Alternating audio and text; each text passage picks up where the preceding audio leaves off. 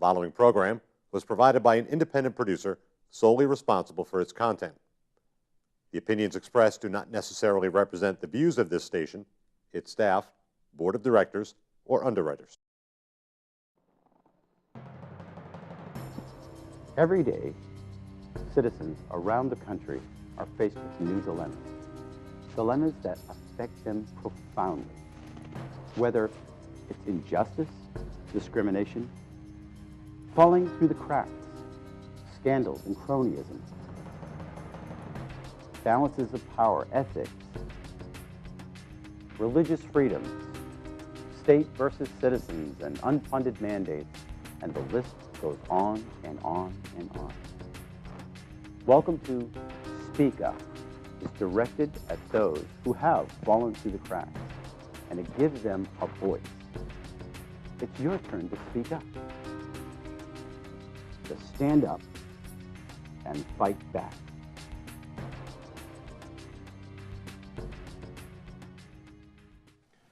Welcome to Speak Up. I'm Kevin Avard, your host, and today I want to introduce a special guest, Miss Eileen Landies of the New Hampshire Liberty Alliance. Delighted to be here, Kevin. Thank you for coming on the show. Thanks for having me. I invited you on the show because we're living in a time where people are getting really frustrated with their government. Both Democrats, Republicans, Independents, they're getting frustrated. And people don't know where to turn. They don't know where to go. They don't know how to get involved. You are one of the solutions, and that's why I really wanted you here, because you kind of cross border, party lines. What you're looking for are people to be transparent. What I'm looking for, yes, at least, people to be transparent, honest, that will keep their word, like we were saying off camera, and will look out for the interest of the people and their liberties. Tell us about the New Hampshire Liberty Alliance. The New Hampshire Liberty Alliance. Well, we are a nonprofit, all-volunteer, nonpartisan lobbying organization here in New Hampshire. So we're all volunteers, which means I can go to the State House and lobby for the organization as a citizen representing other citizens. I don't have to wear the orange lobbyist badge, which you're familiar with, right, to say that I'm being paid for what I do. So I think that also to me, that should have an impact, that I'm taking time away from my life, my family, my livelihood, to come in and give testimony or work on a piece of legislation. So that being said, I just want to focus on that a little bit. For people here in New Hampshire, if you're a legislator, you go up to the Capitol, you'll see people with these little orange badges. Those are people who are paid to try to influence your vote, whether in the lobby or in testimony. They're there, they're hired guns.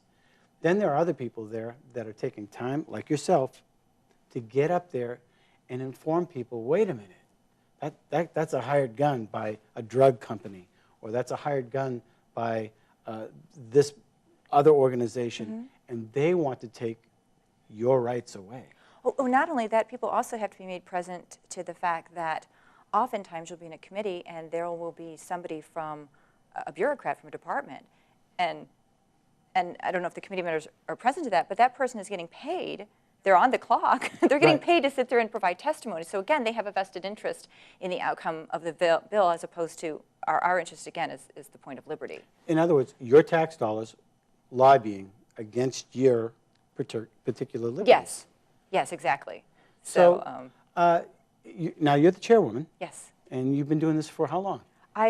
This is my second term as chair, so I've been working with the Liberty Alliance probably about 5 years in ancillary things, and I was delighted to have been approached in 2010 to see if I would consider running as chair, and I thought, well, I'd always wanted to look to being on the board of the organization, so I was really excited about the opportunity to serve on the board of NHLA. So what is basically the mission statement, if you will, of the Liberty Alliance? Well, we're truly looking to keep government small and local, transparent, and accountable. And there's a variety of ways that we do that. I think one of the biggest things we do is something called bill review.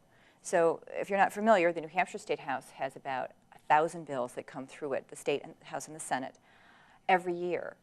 And so we train volunteers on how to review pieces of legislation. We have it set up as a website. They're very pointed questions. And bills are even rated as either very pro-liberty or very anti-liberty. And what does that mean? Are the bills constitutional? Do they grow government in size, scope, power, take away more of your money? Do they infringe on your civil liberties? And that's where we look at every piece of legislation. Doesn't the ACLU do that? They do that. We don't agree on everything, our organization in the ACLU, but we're congruent on many things with regard to the civil liberties. Right.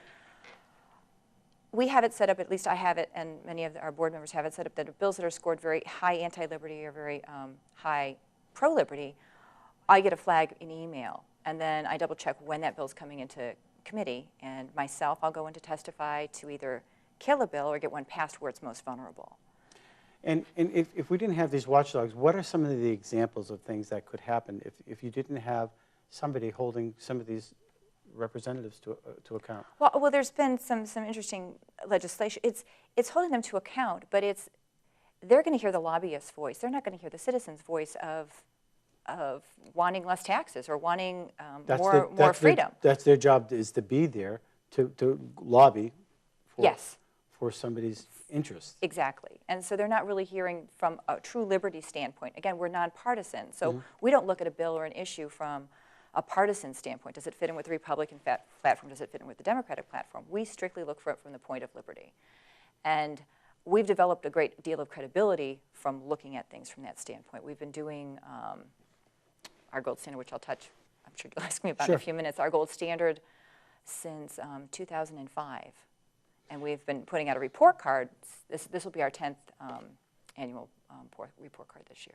One of the things that when I was serving up at the Capitol, when you walk into the reps hall, there would be yourself or somebody like yourself standing there with a whole bunch of these. This would be called the gold standard. And then you would see somebody with a pink standard, and then you would see somebody with a white standard, and then you would see somebody else with a green standard, if you will. And so you would see a number of representatives holding these and looking at them and getting the synopsis of, okay, what is this about? Because it's impossible for legislators to totally know all the bills that have come before all the committees. You can't possibly be in all the committees and know what's going on. So you're hit up with 30 bills in one day. You know nothing about them. Yes, and so the representatives are, unless it comes from their committee, they're really at the mercy of the committee recommendation and the lobbyists for their knowledge on a piece of legislation. And as I said, we'll go in and testify, and that's our efforts to either get a good bill passed or to kill a bad one. And depending on the outcome, on session day, we produce the gold standard, which we pull out not every bill, just the bills that we believe have a true liberty leaning or they have a liberty angle to them. And those are the bills that we put on our gold standard. And so we're there to educate you. The last opportunity we have to educate you on what's the way that you should vote on that bill, regardless of what the committee recommended, on how you should vote on that bill from a principled liberty standpoint. Because potentially the committee could be skewed by, like you said, the lobbyists, the paid lobbyists. Yes. Or if there is a particular bent of one party versus another. Even though there was a supermajority, I can remember when Representative Burt, the committee would be 10 to Burt, right? Isn't that how that worked? It was like 15 to Burt, 16 to Burt. Yeah, it was quite He was a amusing. stand-up kind of guy. He stood up for his principles. And even though there was a majority of Republicans, he still would go against his own party because there was a liberty situation there. And I think you've ranked him pretty highly. Yes, we've ranked him pretty highly based on his voting. Unfortunately, we don't rank them based on their committee vote. We can only rate them based on their floor vote. Their overall. But I know him as personally that he's very much, even though he's a Republican, he definitely stands for liberty issues, whether it's property rights, whether it's the Second Amendment. So I'll give you a good example. In this session, there was a bill put in for allowing delegates to, it was almost 100% increase in pay. So they weren't making a lot, but it was a 25% to attend meetings. And the committee passed it unanimously, 16-0. Of course we want to give them raises. And we put it on our gold standard that, excuse me, you've just voted in your own pay raises? Because you're delegates. Where have I heard that before? So you're delegates. And we were able to mount a floor fight to say that's not appropriate. Once they realized that, oh, maybe this doesn't look very good, we were able to overturn the committee recommendation, which at one point in time was a rare occurrence. We've had days where we've been able to overturn committee recommendations like 3 or 4 in a day. And so that was one of those days where we overturned the committee recommendation of ought to pass, and we were able to kill the bill on the floor. I remember serving up, and I want to just toot my own little horn, along with Representative J.R. Hull. Oh, I love JR. JR came to me one time, and we were talking about, I think it was HR 415, Okay.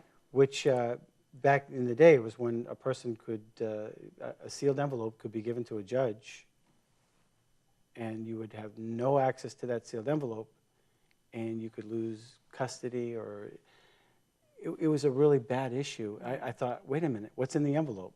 Why can't the accused person at least see what's in the envelope? And the committee said, yeah, that's fine. And we overturned it.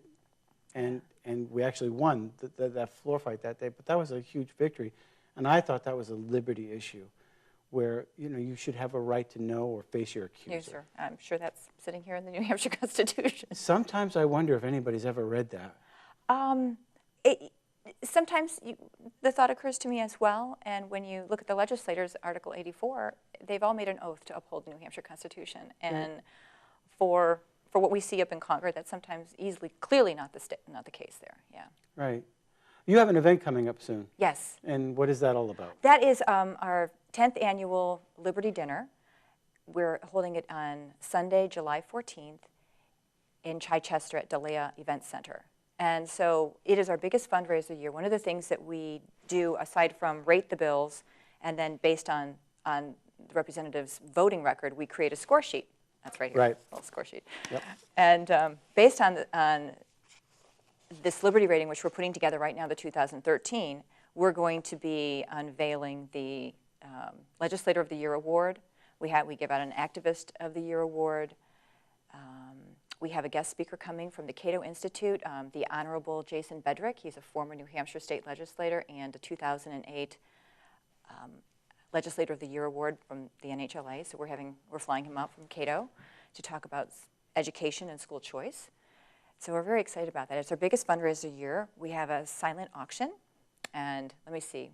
We typically do auction off a firearm. We get one donated by Riley's. Riley's Gun Shop. Riley's Gun Shop in Hooksett. Yep. We also, someone donated an ounce of gold to our silent auction. I met with the producer of Atlas Shrugged over the weekend. I was at a big conference in D.C. How prophetic, huh? Yes, and so he said, just let me know what I'd like for a silent auction. So we'll be auctioning off some of the swag from the movie Atlas Shrugged. Oh, that's very interesting. Yeah. So it's our biggest fundraiser year. So in addition to rating the representatives, we also endorse candidates. So because of your rating last year, I know that you were endorsed by our organization. Right. Yep. And we did. It didn't. Yeah, I didn't win, but that's okay. And that was a true loss to liberty in the state of New Hampshire. Well, we're trying to make. We're trying to still be a voice for the people. Yeah, exactly. And this is just another venue, another way of doing that, and right. and giving people the opportunity to take a look at issues that they might not be aware of. And I think what's really interesting, is the fact that you don't just cater to Republicans. They're Democrats and they're independents, and the issue is liberty. And it seems as though we're not marching, we're not running, we're at a high-speed chase to lose it. And I don't know why. Well, it's that frog in boiling water analogy. I'm sure you've heard about right. it. If you put a frog into tepid water and you slowly raise the heat, if you throw a frog into boiling water, it will jump out. Right. If you put it in a pot of water and slowly raise the heat, it'll just stay in there and eventually it will be cooked. And little by little, our liberties are being taken away. And if you don't recognize that, New Hampshire's markedly different than it was 10 years ago, just in the climate and the budget and the way the state is run. Right. And that's, again, taking more and more liberty away from people, whether it's a personal liberty or it's more taxes or a fee. Property rights. Property rights, yeah. And one of the things that it seems to me as the liberties are being siphoned off, the people who are doing the siphoning, the bureaucracy, seems to be insulating itself from the people. And their recourse is becoming less and less and less. And so when somebody runs to a legislator, what can you do? You don't have a redress committee anymore. You don't have, I'm not so sure the courts are in your ball. They've insulated themselves as well from the people. And so you're markedly being removed, and all of a sudden we're getting into somewhat of an oligarchy, somewhat of a cronyism type of capitalistic, who knows what we are, because Exactly. the representatives are being swayed by the lobbyists, by the big businesses, and they're squeezing out the little guy every day. Every day. Every day it does feel like that. It does seem like that because it is happening. I have a little carpet cleaning on the side, Okay. and I was up north. I was cleaning a carpet the other day, and there was a little restaurant, and the guy had a lump in his throat. He has a couple of restaurants, and we were just talking about, he says, you know, Kevin, I've been working really hard. I employ people, and I've been doing the right thing, but I'm paying more and more. Yeah.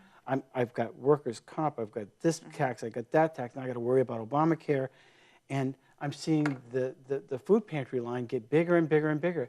And he said to me, I feel like I want to throw in the towel and say, I'm going to go to the county clerk or the clerk's office and say, look, Obama sent me. I'm going to go stand in line. I know that was a political dig, Yeah, but I want to go stand in line because I can't do this anymore. And that's a small little restaurant. And I could see the lump in his throat. I could see the heaviness on him, that he's willing to work. He's done the work. And that's all he's probably known, is that you work very hard, and that the good old American way. You work hard. You're financially conservative. You do your job. You get up. You do those things, and you should reap wonderful rewards for that. And you're finding out that you're not, because little by little the government's taking money from you. And somebody had talked to me about charity. We were having a discussion about charity the other day, and I said, well. Our organization also has a third leg of the organization called Civic Action, where we have voluntary charity. So we've helped feed homeless people. We've helped deliver Thanksgiving meals to individuals through another shoot-off called Shire Sharing, another group that does non-government charity. So they'll work with organizations that don't take government subsidies. Right. So it's truly voluntary. And I said, well, if you weren't paying for all the things that you do, so when you look at taxes and what you pay, it's not only what comes out of your paycheck. There's the fees to register your car. You're having to register your property. You don't have to register your washing machine with the government, Right. do you? So Not why do you have yet. to register your car? And so when you look at all those little registrations and fees and licenses that are required for you just to go about and earn a living and survive here, they add up to how many percent of your income, do you think? 40, 50? 60. 60% of your income. So what if we were able to shrink government down to, say like this thick? Right. In the state of New Hampshire, Oh, that's the New Hampshire Constitution. That's a nice thing. That's nice. Instead of all the You case know, law that goes with it. Exactly. So if we were able to shrink it down to like this size, and you keep 40% more of your income, would you be more charitable? Of course you would be. But the government seems to be taking that liberty from you as well. Yes, as The- well. The ability to give. And the bread lines are getting bigger and bigger and bigger, and they want to do it, and they want to micromanage it. And that's just not the way it works. Maybe I'm naive, but I have great faith in humanity. I see that people will help their fellow man when they need it.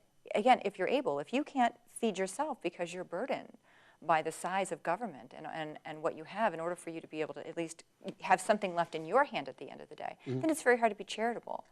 But if you're able to, again, shrink the size of government because we know it's just replete with waste and bureaucracy and layers of expense. So if you're able to take that away, at the end of the day, again, I believe that humanity would do the right thing. Now, your background's in somewhat of the biochemical, I've got, a varied background. I worked with infectious diseases for a few years, and I was doing a PhD in developmental molecular neurobiology, and teaching genetics. So I have a wee bit of a science background. Okay, so, all right. So I see that, and I'm thinking, politics, how does this all work? But you're just a concerned citizen. I'm a concerned citizen, and it was actually one of those issues that relates more to my background that got me involved in politics several years ago. Of the vaccines. That was the vaccine and vaccination choice. Right, and what's wrong with having a choice? I mean, it seems like... Again, and from the liberty standpoint, vaccinations are the only mandated medical procedure that there is in the United States.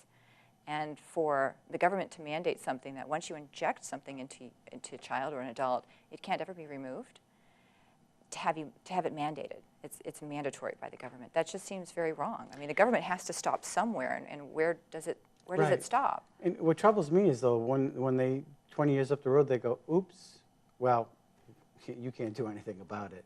Well, one of the things that most people aren't aware is that the vaccination companies, the manufacturers, have no liabilities at all whatsoever. They have immunity. They don't. No pun intended. No, they do have immunity. Yeah. And nor do the doctors. You can't sue the doctor. You can't sue the nurse. You can't sue the syringe company. You can't sue the vaccine manufacturer. So if your child does have an adverse event, because they do happen, right, you really have no recourse. Your recourse is vaccine court, and it can take up to 10 years for you to get some type of settlement. And you'll hear stories that you've lost a child, a parent who's gotten a vaccine, they've had a seizure, they've died. Yeah, because they've waited 10 years, and they get a $250,000 settlement and said, we're really sorry. And for that, and again, you were doing it because you were told you absolutely had to do that for your child to attend public school. And from a liberty standpoint, it's the being able to object because of your conscientious beliefs. Right. In the New Hampshire Constitution, it says, Article 4. And that's what we were looking at for that. Again, it's a liberty issue.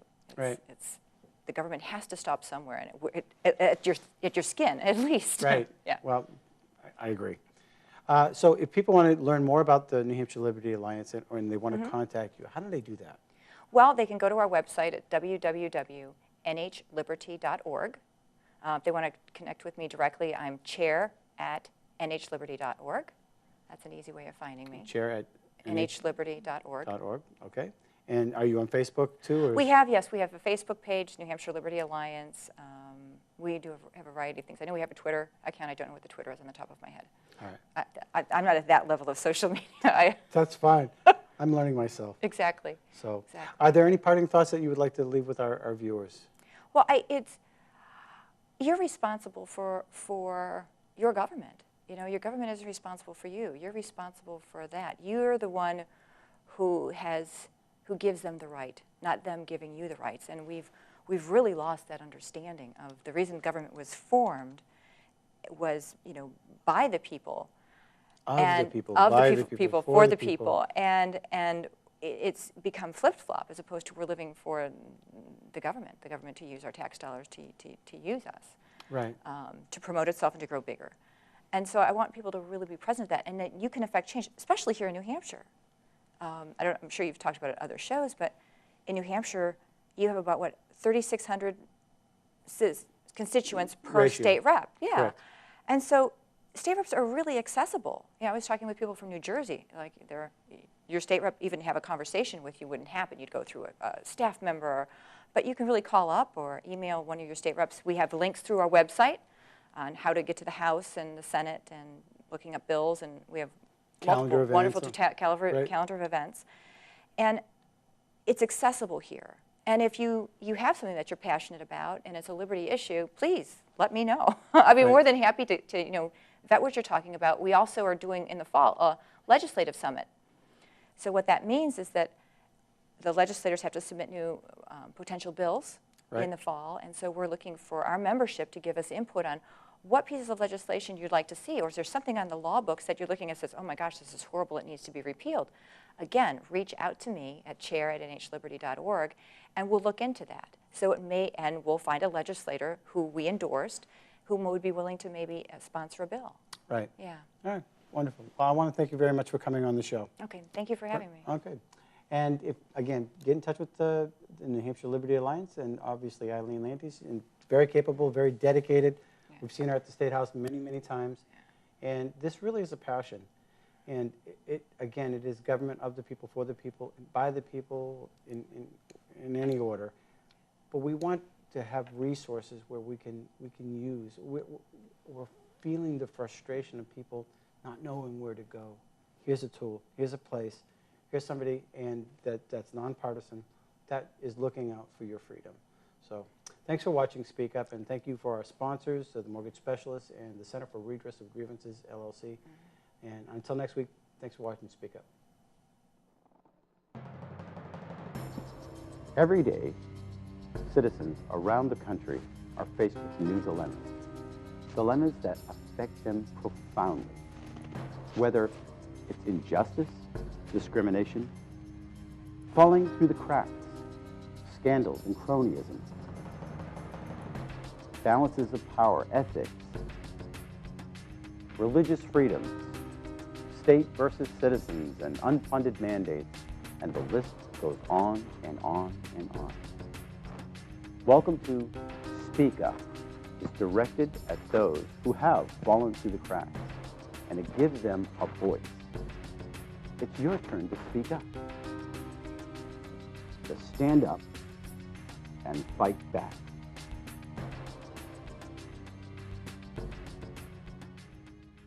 The preceding program was provided by an independent producer solely responsible for its content. The opinions expressed do not necessarily represent the views of this station, its staff, board of directors, or underwriters.